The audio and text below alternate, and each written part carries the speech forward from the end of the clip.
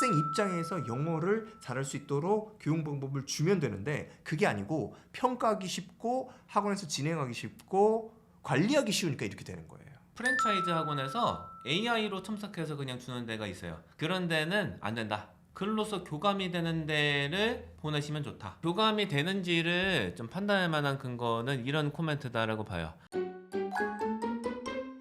지지배라고 생각하고 가장 현실적이고 솔직한 솔루션을 드리도록 하겠습니다. 백시영입니다. 남기정입니다. 첫 번째 사연은 파인콘님께서 보내주셨고요. 감사드립니다. 아이가 초등 중학교에서는 원서와 영상 위주로 이제 공부를 하다가 6학년 겨울방학부터 학원을 이제 다니게 됐습니다. 아이가 개학까지 즉 방학 때까지 했으니까 방학 내내 공부하는데 너무 힘들어하고 다른 아이들보다 이제 문법에 많이 차이가 나니까 아이가 힘들게 돼서 학원을 그만두고 또 다른 학원을 찾았어요. 이제 거기서는 어떻게 공부하고 있냐면 저희가 이제 평소에 강조하던 이제 문장 성분하고 품사 공부를 하는데 이제 문장 하나하나를 뜯어서 품사를 밑에 적게 하고 몇 형식 문장인지를 적는 숙제가 매번 내온다고 합니다.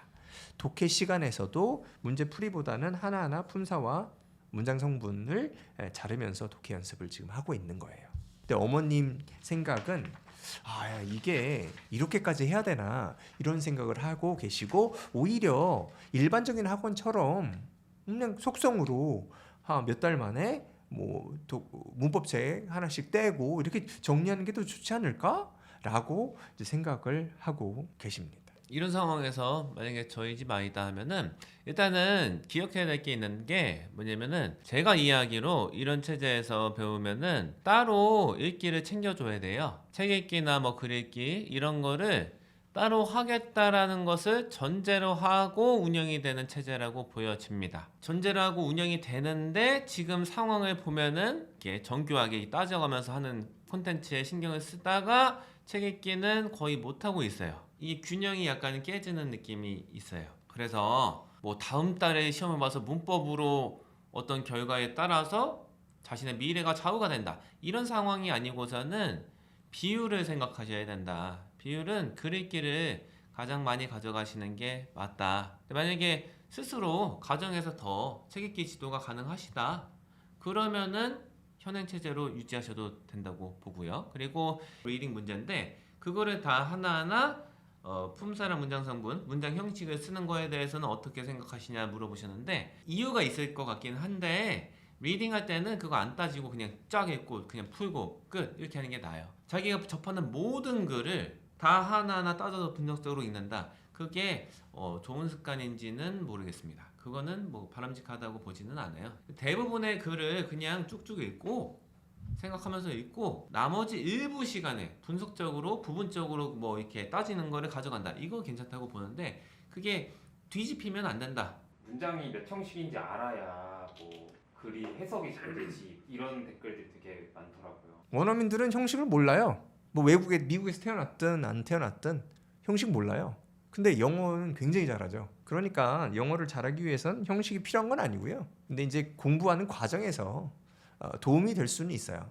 근데 이게 뭐 중심이 아니니까 격가지 정도로 생각을 하시고 근데 여기서 전제해야 되는 거는 문장 구성 요소를 파악할 수 있을 때만 그 다음에 형식을 알 수 있기 때문에 문장 구성 요소를 찾는 것을 훈련을 많이 하면 형식은 좀 수월하게 따라오는 경우가 많습니다. 다음 사연 말씀드리겠습니다. 닉네임 초삼맘께서 남겨주신 사연입니다. 최근에 단어 암기 때문에 네. 고민이 많으신 거예요. 워드 마스터 중등 고난도 책으로 이 암기를 하려고 하는데 이 아이가 이거 너무 힘들어한다. 그래서 이런 상황에서 고민이 과연 단어를 어휘집으로 외우는 게 맞냐? 이놈의 단어 테스트 아주 고민이다. 이렇게 말씀을 하십니다. 암기식 단어 공부는 효율이 낮아요. 제가 이제 자랐을 때나 저희 이제 윗세대가 이렇게 하는 거고 지금은 그렇게 하는 게 효율이 낮아요. 그래서 효과적인 방법은 아이가 읽는 책이라든가 아니면 리딩 책이라든가 여기서 단어를 발췌하고 그것도 영어를 한글로 이렇게 외우는 게 아니라 영어를 영어 뜻으로 그리고 영어를 문장 속에서 이렇게 배울 수 있도록 공부시키는 게 훨씬 좋습니다. 그래서 저희도 이거 투자 많이 하잖아요. 이제 아이들 공부하는 책에서 다 일일이 다 발췌해가지고 그 교재가 엄청 많잖아요. 그거 다 만들어가지고 아이들한테 나눠주고 거기서 이제 시험을 보게 하고 그것조차도 비율은 크게 가져가면 안 돼요. 보조라고 생각하시고 어휘는 지금 아이가 한 것처럼 책 읽기를 통해서 약간 어렴풋이 잘 모르겠지만은 대중적으로 느낌을 가져가고 그걸 이제 마무리해주는 단계로 단어 시험을 본다. 그래서 단어 공부를 해가지고 배운다. 이거는 효율이 떨어집니다. 부모님 생각이긴 한데 학원에서는 정책이라고 판단하시는지 어휘학습을 강조하고 있다 이렇게 말씀을 해주셨거든요. 네. 학원에서는 왜 이런 어휘학습을 강조했을 거라고 보세요? 러닝이 중심이 아닌 거예요. 그러니까 학생이 배우는 게 중심이면 단어 공부는 이렇게 하면 안 돼요. 효율이 떨어지니까 아이들이 스트레스를 받으니까 지속 가능성이 낮으니까.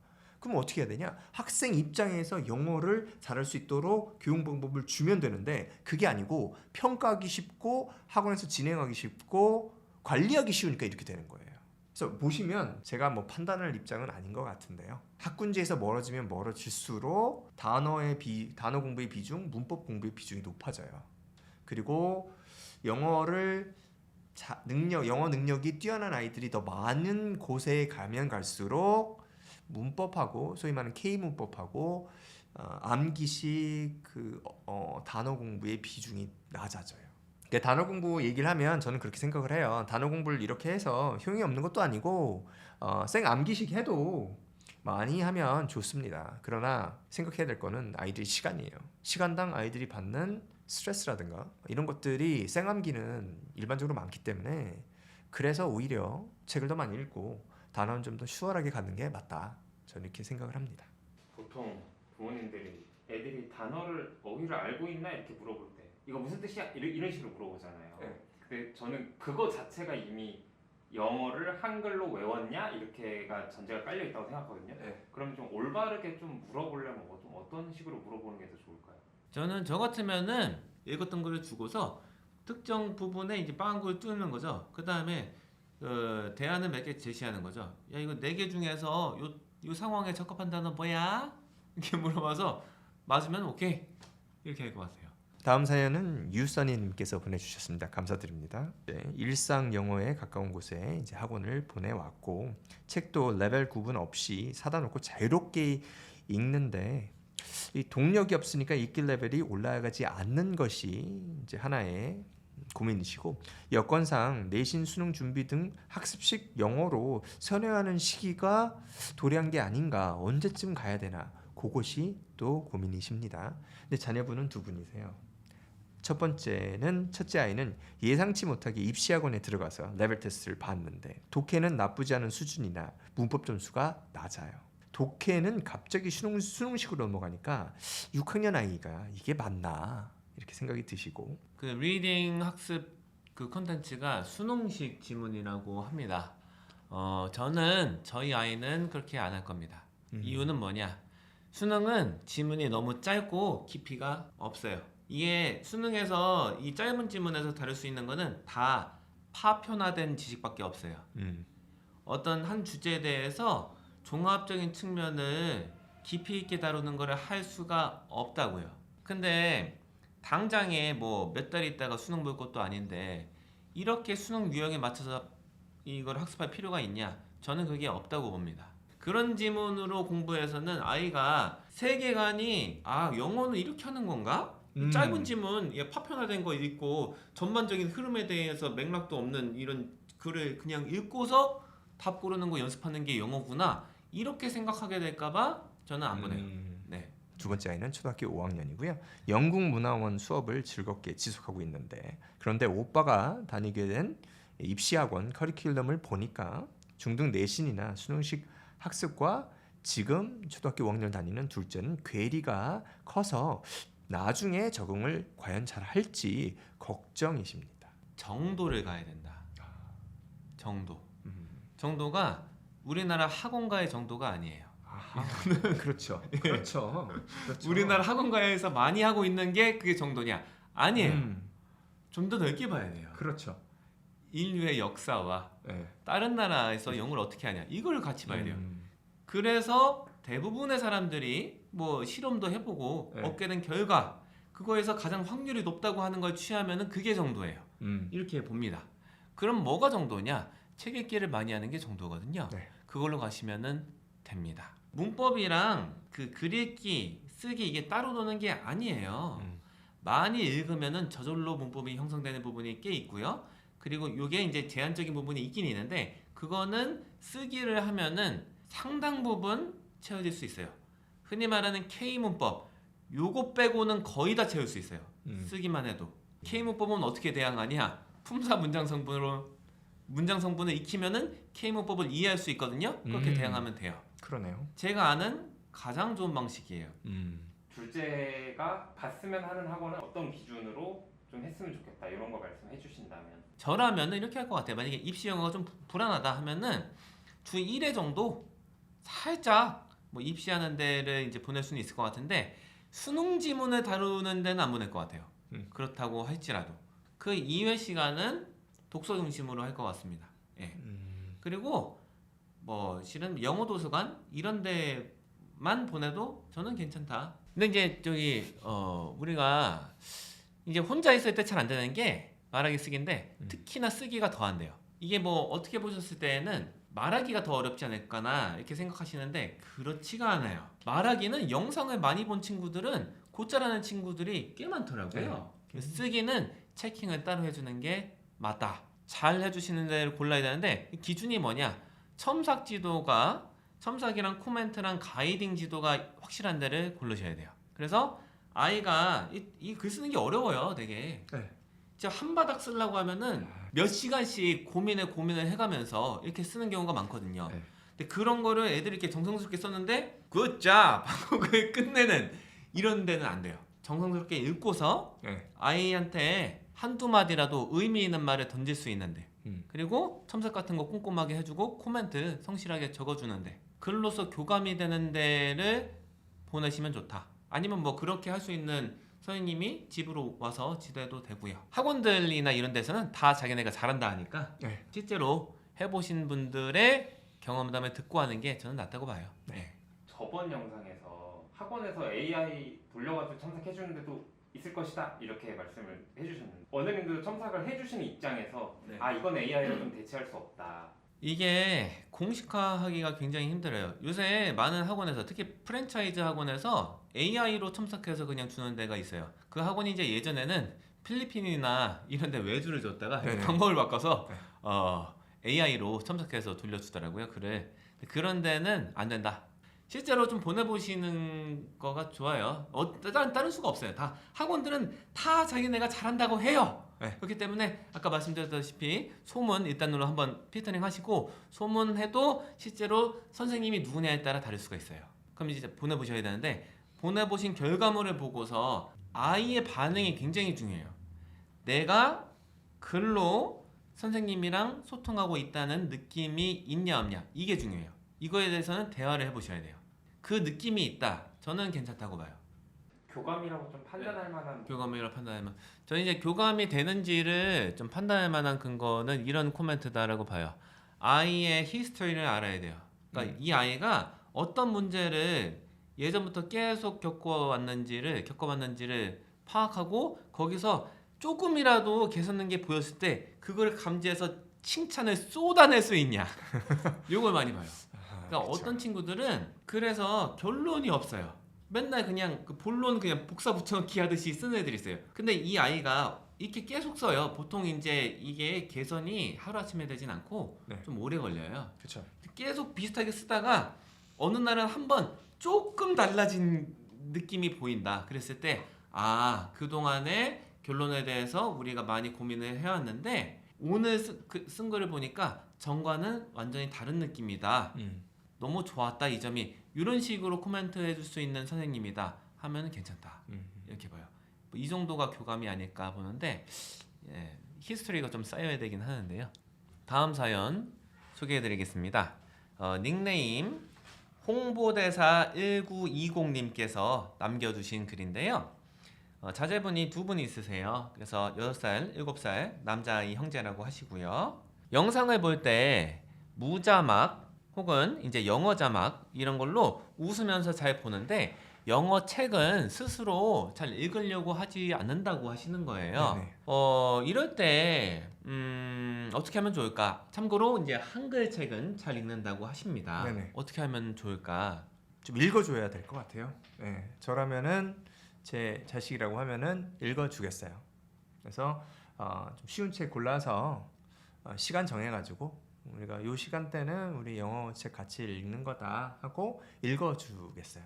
영어 발음이라든가 뭐 영어 내용을 어머니가 뭐 완벽하게 모르셔도 좀 재밌게 읽어주고 아이랑 같이 시간을 보내고 이렇게 교류하는 시간이다 해서 그게 처음엔 좀 재미가 없을 수도 있을 것 같아요. 다른 게 더 재미있는 게 있으니까 한글 책이 더 재밌을 거예요 아이한텐. 그러나 이렇게 해서 하다 보면은 일정 시간 지나면 이게 금방 안 끝날 수는 있어요. 그래서 초등학생이 되고 뭐 3학년 4학년 때까지 읽어줘야 될 수도 있는데 그러다 보면은 이제 책이랑 익숙해지고 자기가 스스로 읽을 수 있는 때가 올 거라고 저는 봅니다.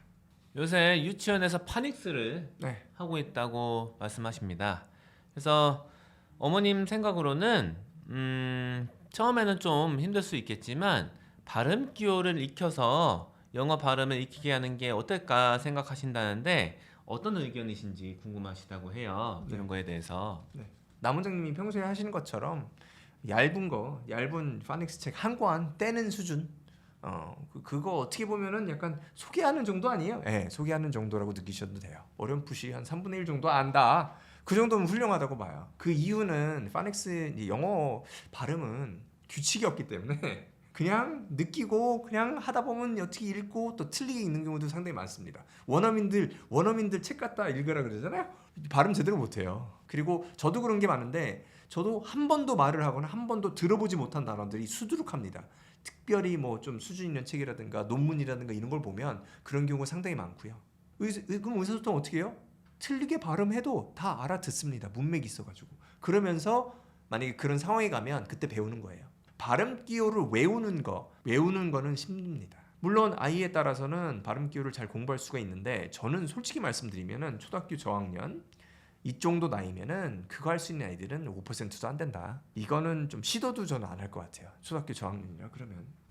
다음 사연 말씀드리겠습니다. 닉네임 투게더님께서 남겨주신 사연입니다. 질문 주신 아이는 중2 여자아이에 대해서 질문을 주셨어요. 한국식 영어학원을 작년 1년간 보내셨다. 이렇게 말씀을 하세요. 네. 그 학원에서는 단어 암기하고 독해 문제집 풀고 모의고사 10문제 풀고 문법책 이렇게 하셨다. 이렇게 말씀을 하시는 거예요. 이런 상황에서 고민이 되시는 거예요. 부모님 마음 같아서는 아이한테 원서 읽기 많이 하도록 해주고 싶은데 아이가 원서 읽기를 그다지 즐기지 않는다. 이 갈등이죠. 이게 좀 나쁘지가 않아요. 이 양이 한국에서 이 정도 중2인데 이 정도 영어책을 읽는 아이들이 몇 퍼센트나 될까? 저는 많지 않다고 보거든요. 그래서 영어책을 지금 안 좋아한다고 썼는데 아이 입장에서는 내가 영어책을 좋아하는 것 같은데 어느 정도 지켜보고 계신지 모르겠어요. 야, 해리포터 읽자. 야, 시간 됐잖아. 이렇게 하시는지는 모르겠어요. 근데 이 정도를 실제로 읽는다 그러면 뭐 그렇게 나쁘지 않고 요 양만 좀 놀리고 책도 여러 가지 해서 해리포터도 이게 좋으니까 일정 부분 읽는 것 같은데. 저도 동감합니다. 네. 이거 진짜 싫어했으면은 진짜. 집안 난리 났어요. 지금 물건 다 뽀개지고 큰일 났어요. 중학교 2학년인데 이게 중2면 힘도 셉니다. 요 정도면은 네. 오, 괜찮다. 네. 야야야, 괜찮아. 야, 중학생인데 이 정도 책을 읽는다고 지금? 야야, 건드리지 마. 잘하고 있어. 야, 여태까지 잘했어. 영어 책을 싫어한다고 하잖아요. 네. 그 학원에서도 같은 실력대라든지 아니면 뭐 중학교 2학년 여자아이라든지 이런 학생들이 좀 있을 것 같은데 그런 아이들이 좀 재밌게 읽었었던 책이나 네. 좀 그런 거 물론 사람마다 성향이 다르겠지만 네. 좀 그런 좀 확률이 높을 것 같은 그런 책 추천을 좀 해주신다면 어떤 게? 제목이 Inside and Out and Back Again 요 책이 있어요. 이 책은 소설인데 시로 써 있습니다. 베트남 전쟁 때문에 이제 미국으로 이주를 해야 됐던 그 가족의 이야기를 시 형태로 썼는데 소설이에요. 한 200쪽 되는데 근데 시다 보니까 좀 함축적으로 써 있기도 하고 근데 이제 영어 자체의 수준은 아주 높진 않아서 해리포터를 읽을 수 있으면 요거를 충분히 읽을 수 있을 거라고 좀 보고요. 그래서 요 책처럼 어느 정도 이제 상황이라든가 이제 10대의 아니면 저기 나이대가 좀 어린 사람들의 고뇌라든가 이런 상황들을 풀어낸 책들이 아이한테는 좀 공감이 되지 않을까 생각을 하네요. 오늘도 소중한 사연 저희 지지배라고 생각하고 생각을 드렸습니다. 앞으로도 궁금한 점이 있으시거나 말씀하실 거 있으면 언제든지 저한테 연락 주시면은 이런 시간을 또 마련하겠습니다. 마무리할까요? 감사합니다.